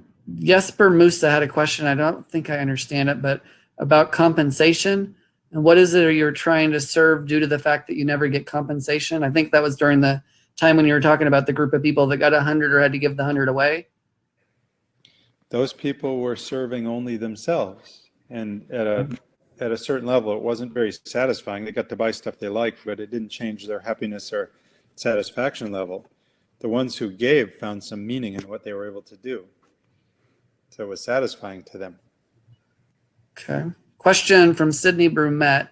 Does our mind react differently based on whether we ourselves decide the change is necessary or whether someone or something outside of ourselves decides the change is necessary? Almost always something outside of ourselves says, you're going to change. Like this pandemic, it's like, you're going to change. Very few people go to the positive end of it and say, I'm going after something, whether or not even though I'm not suffering, even though I'm not hurting, I want to go after the next thing. And that is championship consciousness. I'm going after the next thing, even though I'm not suffering. Most human change, I hate to say, probably comes out of pain. But some human change, if people are awake enough, say, there's cheese out there. I haven't even begun to go where I'm going. And it's meaningful for me to look. But you have to be very conscious and intentional to do that. Otherwise, typically people have to be very uncomfortable or they won't make a change. A question that I can answer on this one. Chad and Cheryl both were asking questions about will they be able to replay this. You will get a link sent out to you sometime in the next day or so. Actually, it should be less than a day that we'll send you an email link. Plus, like we said at the beginning, you can go and you'll be able to view it on YouTube starting tomorrow, or either of our websites will have it embedded at both of those places. So William Anderson's question: what is the best way to manage a verbally negative teammate who is struggling with their game? Again, without knowing, now I'm calling balls and strikes from the parking lot. Your best move for starters, without knowing anything else, is to ask someone for permission to give them feedback. If you just come in and give feedback, it's like charging into someone's house and going, I'm here, let's eat. Most people want you to, they'll back up. But if you knock on the door and go, hey, could I come in? I have some suggestions for food. If you knock on the door, people typically let you in if they know you. And to ask permission, like, could I give you some feedback, or I've observed something, can I share it? Usually people will say yes, and the act of them feeling like they gave you permission will let them listen. If they say no, then it's no. They're saying you're not coming in the house. But if it's yes, you got a shot. Okay. Next one was Donnie Philbeck. In dealing with preparation and dealing with change, how do you build a game plan for when they move the cheese? Our game plan it is those steps from contemplation to preparation. Okay, it's moved. My steps are to gather my tools, who's around me, where's my coaching, where's my mentoring, who can lead me, what do I need, and then going into action. The steps we went through, those Prochaska stages of change, that is what you do. Hello to Marcelo, by the way. Last time I saw you was in South America. It's really nice that you tuned in. Thank you. Yeah, lots of people tuned in today. If someone comes to you and asks you for your opinion on their game, how do you nicely say that it needs work? You always, if someone asks for your opinion on their game, you got to remember we're in a sensitive situation. So I will always start with a part genuinely. I don't want to butter someone up, but you start with a part that's working, that looks good, something they're doing well. My opinion on your game is, could be you never rush your game. You always seem to start when you need to. There's some other stuff that I would want to work on. Okay, there's a couple other things I can see you do, but give them something to sort of hold on to first, because you're about to ask them to look at a blemish on their face if you're making corrections, basically. So here's the part. Here's some things I like. Here's some things I think could be adjusted or changed. Makes sense. Jonathan NG asked, are there any breathing techniques for when you experience pressure and anxiety during competition? Yeah, there's two that I like a lot. One is without anyone seeing it, but this calms the body. It's a double breath, and it would go like this. You could do it right now. You just inhale normally, and then you inhale again on top of it. It's two inhales, and you'll discover when you do that there was more tank in your lungs, your diaphragm, to take in oxygen. And when you do that, the brain goes, oh, I must be safe now. I just fully filled my lungs, and I did a double breath. And you could never do that if you're really in a dangerous situation. So that subtle double, it's not a gasping, it's just a normal. And then a little more on top of the normal. Another one that works sometimes for people is a deep breath down the back of their throat. I don't even know what that means, but when people think about deep breathing down the back of their throat, they fill their diaphragm a little more completely. All right. Okay. Some guy named Dell asked, how can a player get comfortable quicker as they move up in competitive levels like JV to varsity or college to PBA casher to finalist to champion? It's a nice question, because when we change our levels, what has to be adjusted is the feeling that you deserve to be there. If we end up feeling like we're in a place that we don't really belong, we'll undo it and right size ourselves in our mind and go back to where we belong. And so sort of how to do, I'll say what to do is to adjust to I get to be there. The how to do it is a combination of preparation of the game and real feedback from your mentor or your coach. We need something we trust. Our idea of what we are is built originally in life from the outside in. Our first mirrors are our mother's faces. Thanks to Steve Graybar for giving me that one. We start with the mirror of our parents' faces and we start to define ourselves. So those of you who are coaches, you're the mirror. You reflect things about somebody's worth, their value, their capability, and you better be real about it, because we don't want to blow smoke up anybody. We work with some evidence, and then some of our work that we'll do in our next webinars are about going places that we don't even have evidence that we belong. You have to, otherwise only people that had won before would be able to win again. Santiago Moreno, in your opinion, Doc, how can I practice reading transition here at home? This is an interesting question, because you're gonna practice reading transition. You don't get to watch it. The only way that I can think of, and I would asked some of my coaching friends about this. If I really wanted to watch changes in transition or if I wanted to learn about it, I'd watch old shows and I'd watch how they move. Sometimes there's commentary about it. But to practice, the only other thing you can do to practice moving with transition is to practice the idea right now that when I get to bowl again, when I make changes, I'm committing to them. And when I make a move, I'm not going to, it is a science experiment, but I'm not going to treat it like one. I'm going all in. So I watch, sometimes it's good to just watch bowling and watch them move as things dry up or change. But you can also work on your commitment to just go, I'm going to do this differently when I move with transition. I'm going to believe the evidence I see. I'm not always going to say it was just me throwing it bad and I'm making my move. Yeah, I think those are good suggestions. I think one thing I would even add to that is try to find shows that have the specto data on it, not just because Good. I'm Yeah. the one they're doing it, but you can see very minute moves. And a lot of times I can see, because what I've learned by being out there with them is some patterns, they just have to stay in the same spot and they do some ball change stuff or hand release stuff and changes like that, like they did at the Hall of Fame Classic at the beginning of the year. Other patterns, they have to chase it and move much more quickly. And really, the guy who ends up winning, what I'm kind of learning in the end, is the guy that guesses which is the right strategy to take and implements it better. And the weird thing is, and why they can't always identify it, is there's lots of things to it that they can't predict because it's not always what happens during the week and things like that. So there are some things that you can learn with that. That's great. Thank you, Brent. Yep. Gail McMullen asks, what role do you see the meditation in the change process? See for meditation in the change process, sorry. I didn't talk about meditation or mindfulness at all. And Gail, I like this question a ton. It's just, this would be one for a more specific webinar or a time that we get to study in a smaller group. If I cook down my favorite pieces of meditation, and I know I'm paraphrasing other master instructors in this area, meditation teaches you to sort of make friends with the present moment, to have a non-judgmental experience, a non-pressured experience of the moment that you're in. And so many people get ego bound with what's going on that it's hard for them to just, we always say you got to be in the present moment, you got to be in the present moment. Meditation is such active training for that. It's familiarizing yourself with the present moment. It's having a non-judgmental experience of it and saying whatever's happening right now doesn't even have to be changed.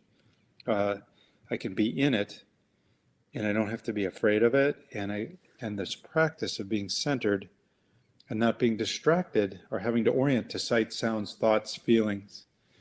So I think in a great sports psychology program, some form of mindfulness or meditation training is it's just a wonderful component. Ed Starr had a question. I agree with the process is more important than the result.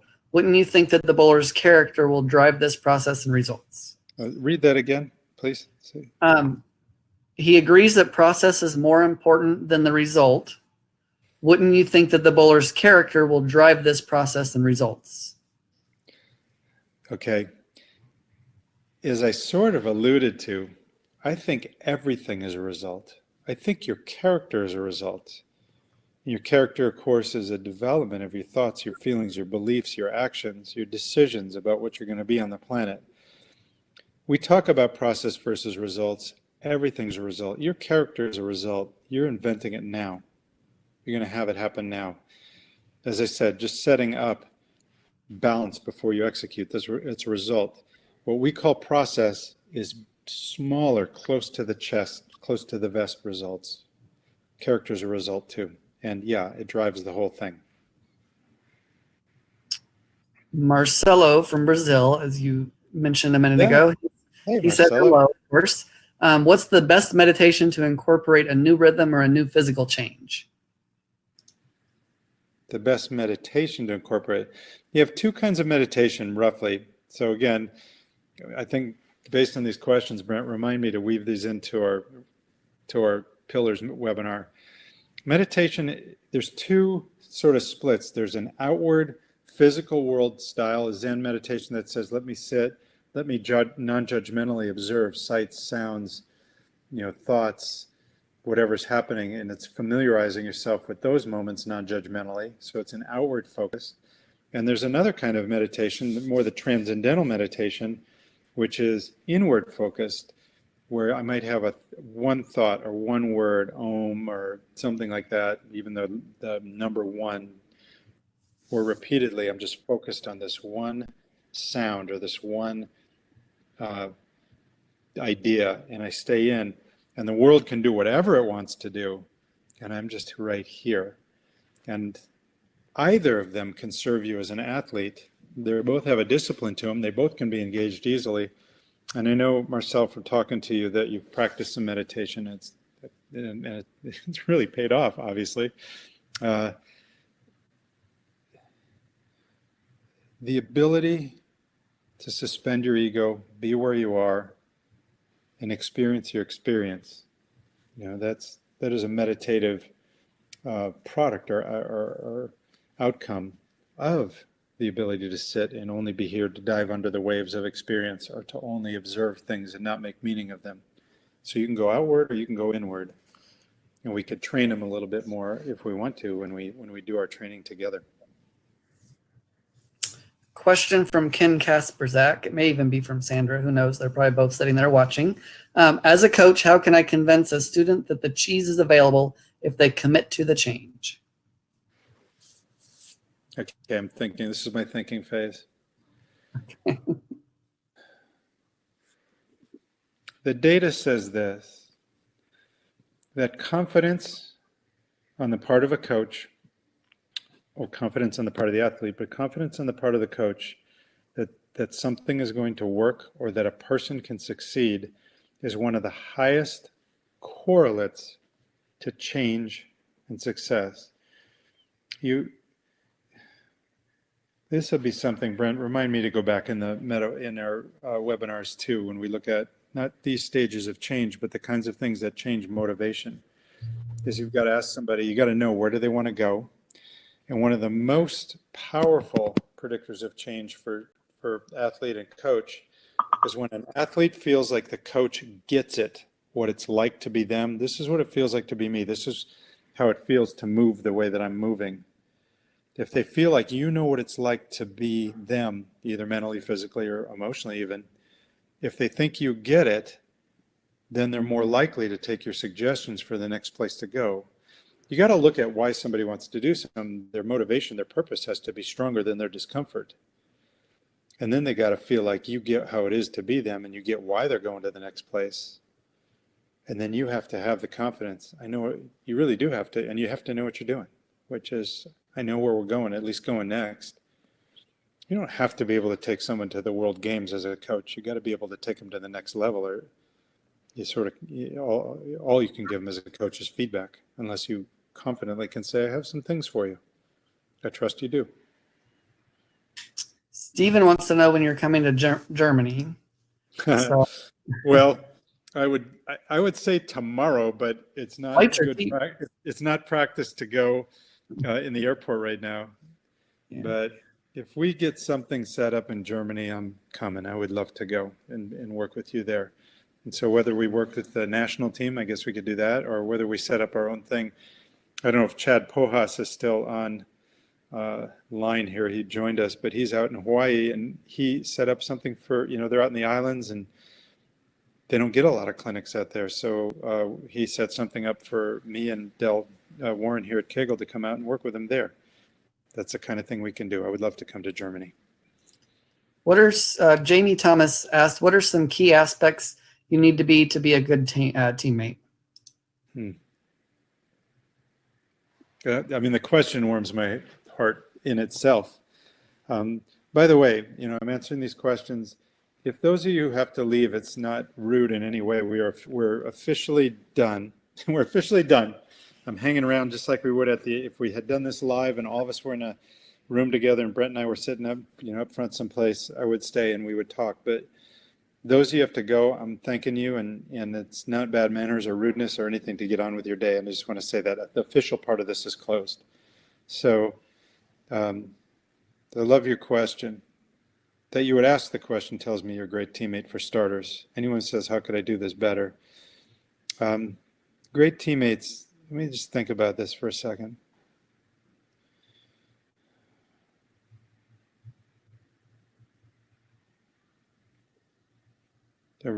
Give me 5 more seconds.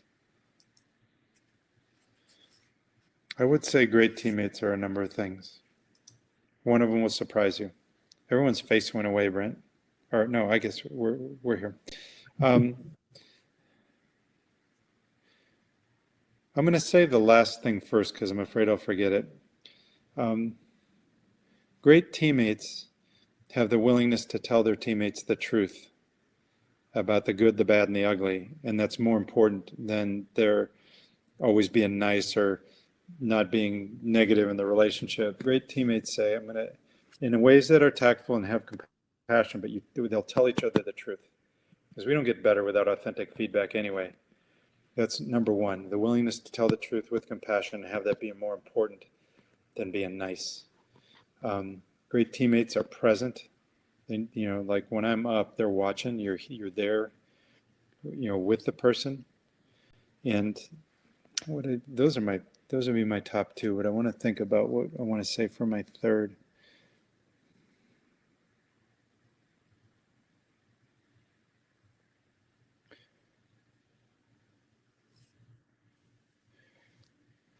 On the best teams that I've worked with,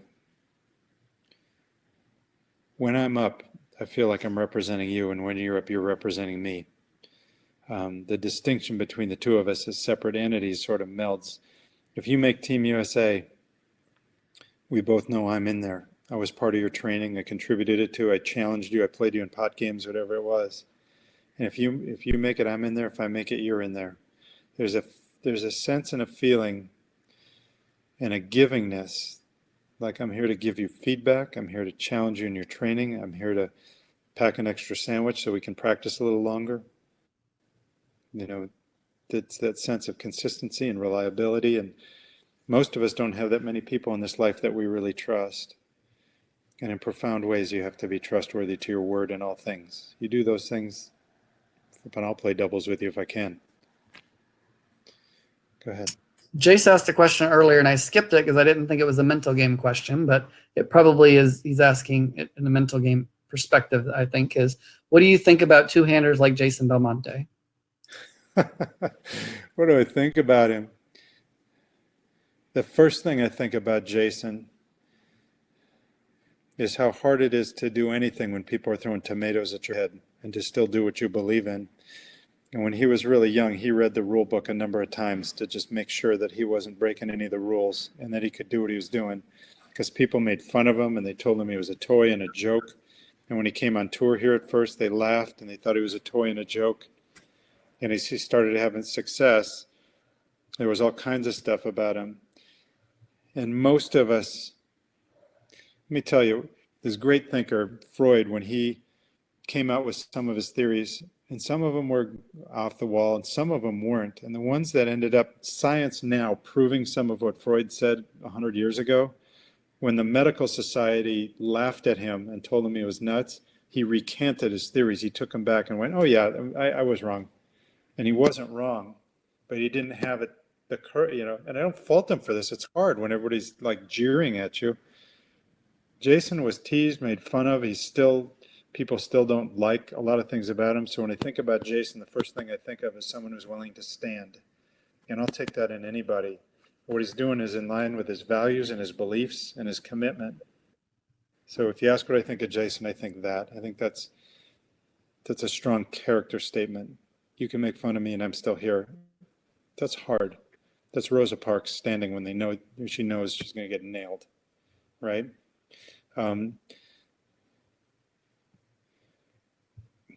People talk about what he's doing like, well, yeah, he's a two-hander. And I know Jason well enough to know the kind of discipline and work that he puts into his game. He can hit a dime at 50 feet because he's practiced his accuracy and his ball rolls and all the different angles in his ball.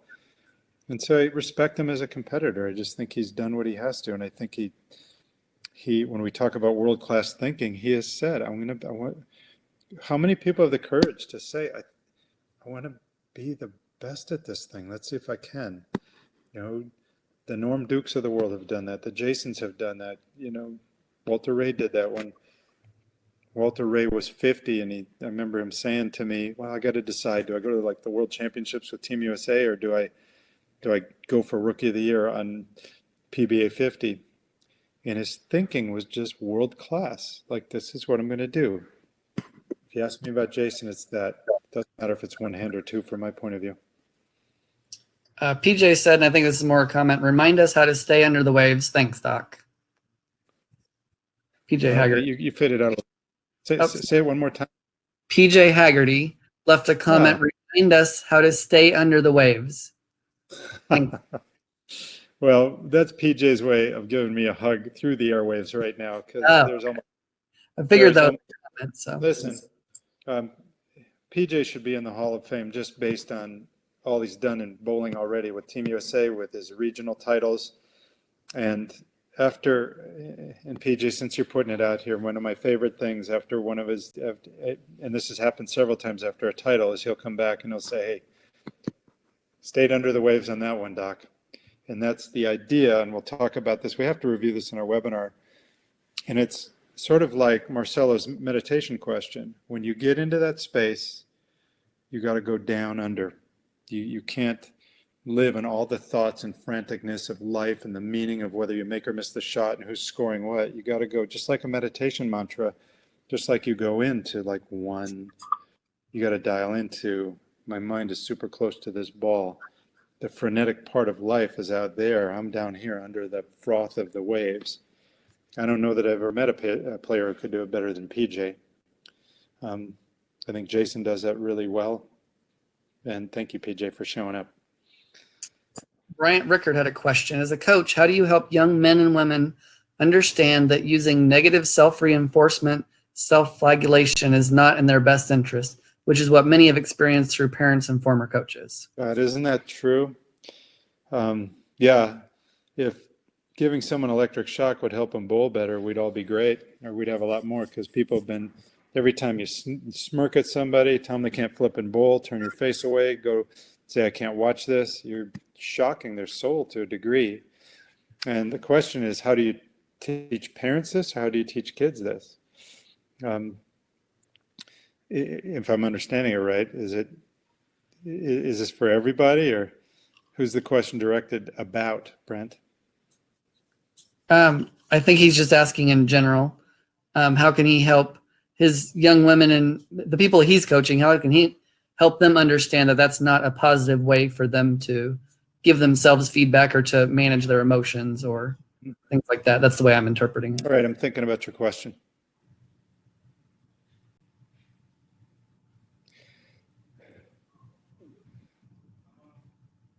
Those of us that have worked together would recognize this. I literally, and I don't know that you can do this. I don't know who's asking the question. I don't know your players.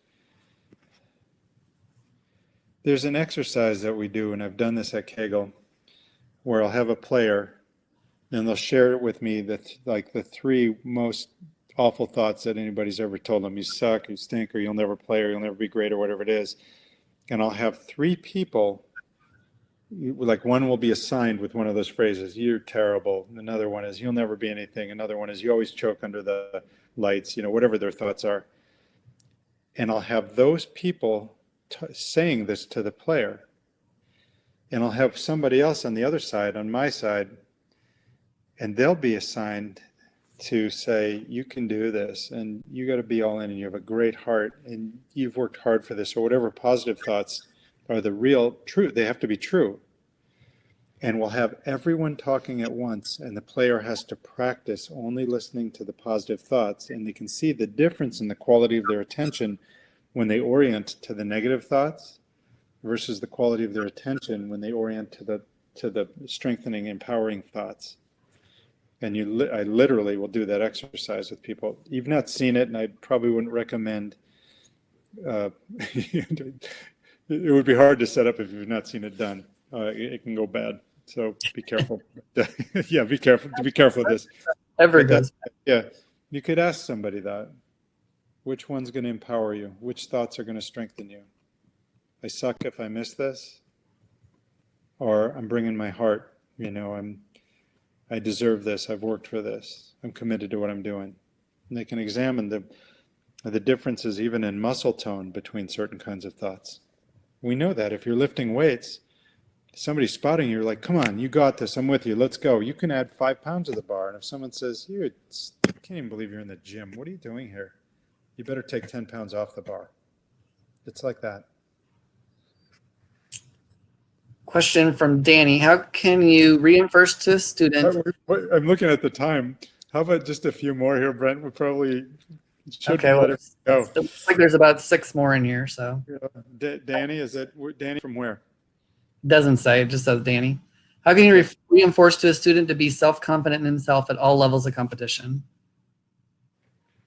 Well, given that confidence is the mental game variable, I would say is most associated with success. Research shows that too. The question is, how can we reinforce that? Or what was the question exactly? Brent?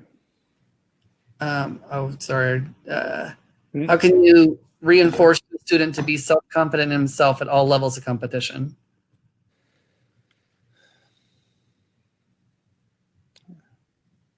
How can you keep them believing in themselves? We'll go back to our talk from today. You start with the things that you can control. You know, the early parts of the process. Making decisions about having thoughts that help instead of harm. Making decisions to go through a pre-shot routine. And the biggest thing that builds confidence is every single time a player keeps their word. So let's say you're in practice, you go, okay, you're going to stay down at the line. I'm going to stay down at the line. Okay, let's do this. And then nothing else matters about the shot. Nothing but keeping your word and staying down at the line. And every time the player does that, they develop confidence and, I'm going to do what I'm going to do. Okay, now let's keep our hand soft, or let's keep our arm relaxed, or let's start on time. And as we go through the parts of the player's game, they make a commitment, they keep their commitment. Every time you say you're going to do something, you do it, your confidence goes up. And so we start having players give their word to parts of their game and then keeping it. Frank had a question here. The mental game is very important to him. He's a house bowler that typically throws 5 or 6 strikes a game, but has difficulty throwing strikes in a row. He's so geared toward throwing doubles that he typically gets splits more often than not after throwing a strike. You may have already answered this question. Answer this question with your statement that I thought that I should focus on process rather than results. The more strikes I throw in a row, the more excited or nervous I get. Anything to add to your previous statements to keep me from overthinking when wanting to throw several strikes in a row? All right. I was at an international competition once. This one was in South America also. We were in Chile. And one of the other coaches from another country looked at his player, was in the 10th. And the coach, I'm sorry to laugh, but he looked at his player and he said, visualize a double. Visualize a double. We need a double. And I thought, oh my goodness, I wrote a book on this and I don't know how to visualize a double. Like, I don't know how you visualize one. And when you start thinking, I need a double or I need a 4-bagger, I need whatever, that's something, you don't run any of that. Remember, we control what we visualize, this shot. We control what we plan, which is, okay, I'm going to stand here, I'm going to throw there, this is the way I'm going to execute. And then we control what we put into motion. Needing a double, the one who wants a double the most doesn't get a double. The one that commits to the thing they're doing in that moment the most does. And you have a story. I throw 5 or 6 strikes a game. You have a story. Every time I need to double, I do this. And this is a time we're leaving the old house. We're going to the new house. You got to get out of your story. There's no story. None of it's been written yet. It's a new moment in time. This is my new next shot. And to take it for this moment, that's the thing. All right, Brent, what's next? Ethan Tepley had a question. Well, it's 2 questions. I can answer the first one is, how often do you go to Kegel? Because I guess he's coming down in the fall. He's usually there once in the spring and once during the summer. And then we'll occasionally do other events that we kind of throw in there. But the question for you is, when you're hitting transition and you can't seem to figure out what works, how do you keep yourself calm during the moment? Emotional regulation. We talked a little bit about breathing earlier in the question answering. And we go back to what happens when people get a little bit lost is they tend to not throw their authentic shots. So they're not getting great reads off what they are doing. They start getting lost in transition. It's like, but you're also changing yourself and there's all these variables. And so the commitment more than ever has to be, okay, what can I do here? I'm going to maintain the integrity of my approach and my stance. And to start going through my checklist, I don't know how, what level of bowler you are. A lot of times in transition, and Dell and Brent, you would be way better qualified to answer some of this. What am I doing with ball speed? Maybe that's what has to change. But from a mental game point of view, also physical, they're the same. I'm looking at, did you maintain the integrity of your athleticism so you get an accurate read? Then we can start playing with line and speed and that sort of thing. But if you break down as a bowler, you're basically saying, I'm upset, my body's upset. If you go, the most important thing is I stay centered. Oddly enough, centering the body, maintaining the integrity of the body is calming to the mind.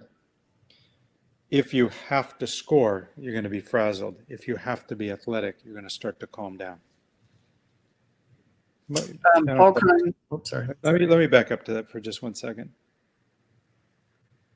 We talk about processor results. I'm going to do my pre-shot. I'm going to get centered. I'm going to make a decision on this line. And I'm going to make my curiosity about what happens more important than the result. Because if I'm curious, I'm going to pick up all kinds of information. I'm going to know where to go.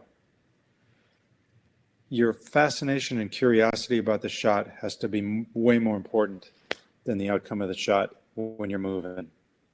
Go ahead, Brent. Paul Kreins had a question. First, he commented he was happy to watch a webinar that didn't mention the payroll protection program, because apparently he's been watching lots of those. But he said Carolyn Thicer is going crazy not being able to bowl. He's going to set up some private practice sessions for her and also share this information over to them. Do you have any other specific advice for world-class players who aren't able to compete or even practice right now? All right. First of all, to Paul, hi. I'm glad, so happy that you came in. We get to say hi this way. And secondly, pretty familiar with Carolyn's game.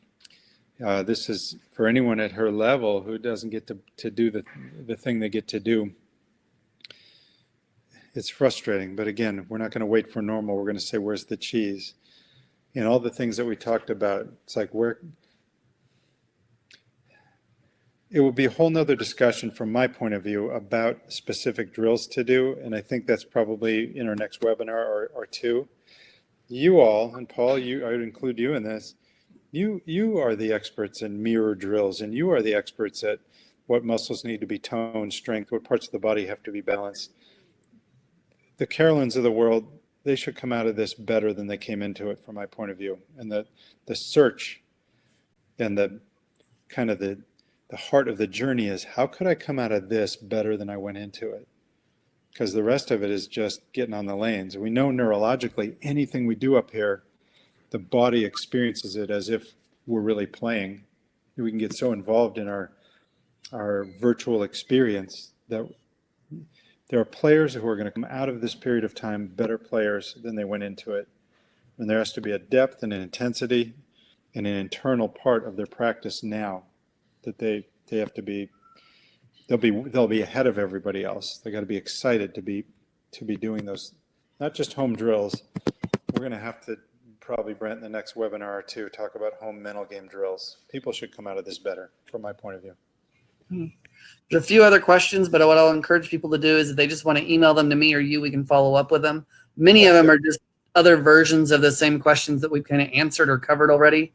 So I don't think there's anything that's so super different, but lots of thank yous and things like that. So thanks. Yeah, we should call it a day. It's 2 here and 5 there, and 2 hours probably as long as anybody should ever stare at a screen like this. So I'm going to thank everybody I'm going to speak for both of us, Brent. You really honor us by showing up, and thank you for this. Go forth, let us know sort of how things shake down for you, and we'll sign off from the Kegel Training Center, from Brent, from myself. Thank you very much, everybody. Go forth, take care. All right, bye-bye. Thanks.